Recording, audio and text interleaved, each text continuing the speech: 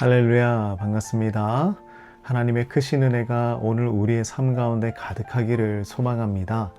오늘부터 우리 에스더 말씀을 함께 나누도록 하겠습니다. 오늘 함께 볼 말씀은요, 에스더서 1장 1절에서 22절까지 말씀입니다. 자, 에스더서는 이스라엘 백성들이 바벨론의 포로로 잡혀간 그 이후의 이야기를 기록하고 있습니다. 바벨론 이후 페르시아가 바벨론을 무너뜨리고 중동 지역 전체를 지배하고 있을 때였죠. 자, 이스라엘은 이 시기에도 완전한 나라를 회복하지 못했고요. 많은 유대인들이 페르시아 전역에 흩어져서 살아가고 있었습니다. 그 중에 페르시아 초대왕 고레스로 인해서 유다 땅으로 돌아갈 수 있었고, 다리오 왕 때에 예루살렘의 성전을 재건했죠.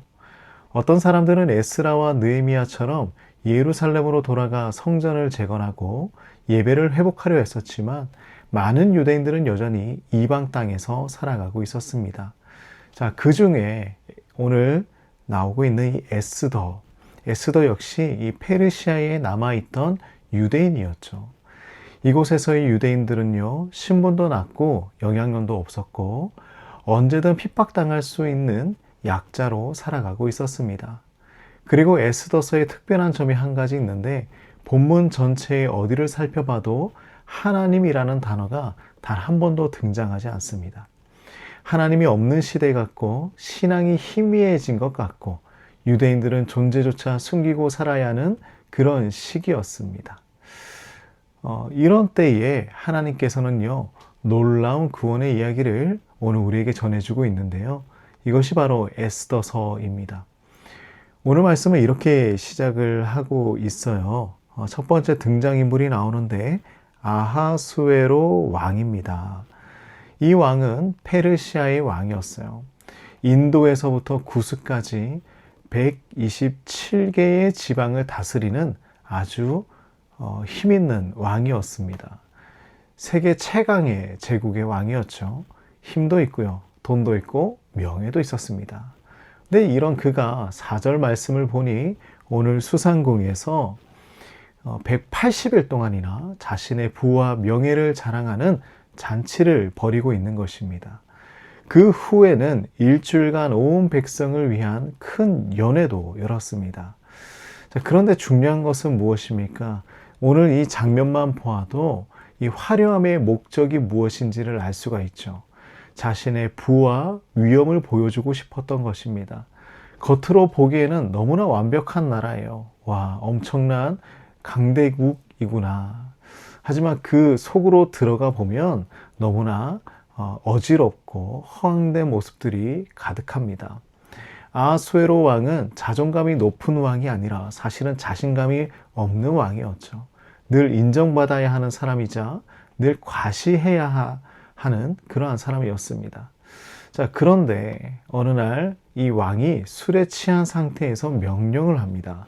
11절 말씀을 보면요, 왕후 와스디를 청하여 왕후의 간을 정죄하고 왕 앞으로 나오게 하여 그의 아리따움을 누구에게 보여주고 있습니까? 무백성과 지방간들에게 보이게 하라라고 명령을 하는 거예요. 자, 우리가 보기에는요, 어떻습니까? 잔치 자리에 마음을 다한 초대같이 보입니까? 아니에요.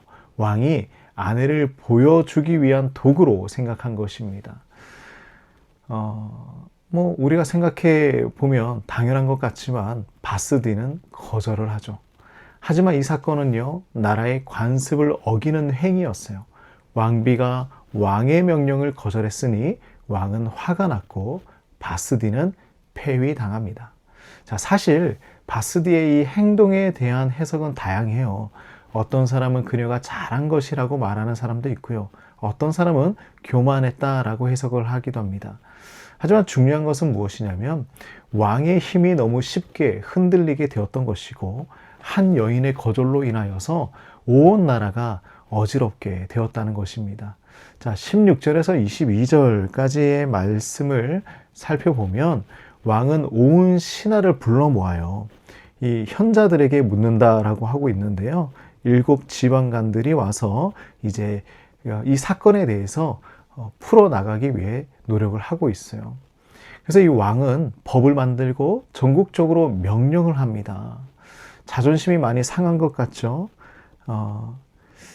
재미있는 내용이 하나 있는데요. 17절 말씀을 보면 왕후 와스디를 청하여도 오지 않았으니, 그러니까 왕의 명령이 왕이 명령을 했는데도 왕후가 오지 않았다. 근데 이 사건으로 인하여서 이 나라의 모든 여인들도 남편을 멸시하게 되지 않겠느냐, 이러한 논리를 피고 있는 것입니다. 자존심이 많이 상한 것 같죠? 자, 그런데 이러한 왕의 어처구니 없는 모습을 통해서 하나님의 역사는 이루어지고 있다라는 것입니다. 왜냐하면 왕후 바스디가 사라졌기 때문에 누가 등장할 수 있게 되었습니까? 에스더가 등장할 수 있게 되었어요.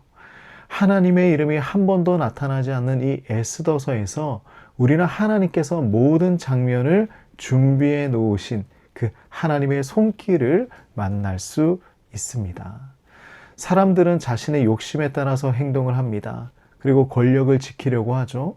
명예를 위해서 살아갑니다. 그 모든 인간들의 움직임을 통해 하나님은 자기 백성을 위한 계획을 이루어 가고 계셨어요. 아무도 눈치채지 못하는 방식으로 세상을 움직이고 계셨습니다.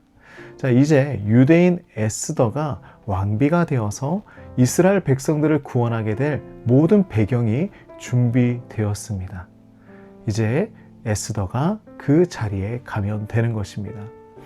세상이 아무리 화려하다고 해도 하나님이 없으면 빈 그릇에 불과한 것이겠죠. 하나님의 이름이 보이지 않아도 하나님은 지금도 일하고 계십니다. 우리가 이해하지 못하는 사건들도 있습니다. 억울한 일도 있습니다. 하지만 그 속에서 하나님은 섭리의 조각들을 맞추어 가고 계시는 거예요. 우리 성도님들, 하나님은 침묵 속에서도 일하고 계심을 믿으시기 바랍니다. 하나님은 보이지 않는 그 장면 뒤에서 무대를 세팅하고 계십니다. 그리고 우리는 발견하게 될 것입니다. 하나님의 그 큰 그림 안에 꼭 필요한 조각조각이었음을 우리는 알 수 있습니다. 이 하나님의 계획, 하나님의 섭리를 믿는 오늘 하루가 되시기를 간절히 소망합니다. 기도하겠습니다. 하나님, 겉으로 보기에는 하나님께서 안 계신 것 같은 순간들이 많이 있었습니다. 하나님의 음성이 들리지 않고 우리에게 일어나는 상황은 이해되지 않을 때가 있었습니다. 그러나 그 순간에도 하나님은 여전히 일하고 계셨음을 믿습니다. 우리가 오늘 하나님의 섭리가 있다는 것을 붙잡게 하여 주시옵소서. 보이지 않아도 믿고 걸어갈 수 있는 담대함을 허락하여 주시옵소서. 오늘도 우리 사랑하는 성도님들의 삶을 붙잡아 주시고 크신 은혜로 가득 채워 주시옵소서. 예수님의 이름으로 기도드립니다. 아멘.